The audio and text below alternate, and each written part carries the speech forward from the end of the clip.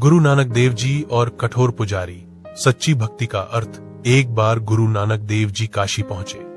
वहां लोग पूजा पाठ, स्नान और यज्ञ में इतने व्यस्त थे कि उन्हें भगवान का सच्चा भाव भूल गया था। हर कोई अपने को सबसे बड़ा भक्त मानता था। उसी नगर में एक बहुत प्रसिद्ध पंडित रहता था जो हर दिन गंगा किनारे पूजा करता था, परंतु उसके मन में दिखावा और अहंकार भरा था। वह सोचता था, मैं ही सबसे बड़ा ज्ञानी हूं, बाकी सब अज्ञानी है।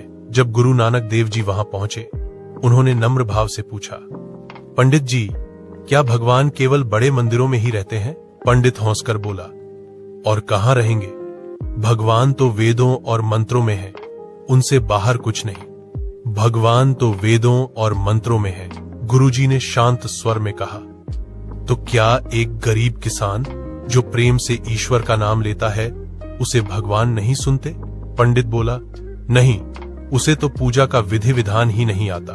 गुरु नानक देव जी ने उसी समय पास में बैठे एक गरीब किसान को बुलाया। किसान ने कहा, महाराज, मैं तो बस खेत में काम करते हुए वाहेगुरु कहता हूं, मुझे तो मंत्र नहीं आते। गुरुजी मुस्कुराए और बोले, यही सच्ची पूजा है। जो प्रेम से एक बार वाहेगुरु कह देता है, उसकी पुकार सीधा परमात्मा तक पहुंचती है। उन्होंने पंडित की ओर देखा और कहा, जो पूजा अहंकार से की जाए वह शोर बन जाती है, जो पूजा प्रेम से की जाए वह स्वर बन जाती है। गुरुजी के ये शब्द पंडित के हृदय को छू गए। वह रो पड़ा और बोला, गुरुजी, अब समझ गया, भगवान को पाने का रास्ता मंदिरों से नहीं, मन की सच्चाई से जाता है। गुरुजी बोले, सच्चा भक्त वही है जो सबको समान देखे और सेवा में सुख पाए।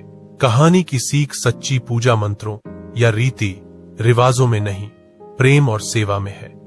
भगवान को पाने का सबसे सरल मार्ग है सच्चाई और करुणा।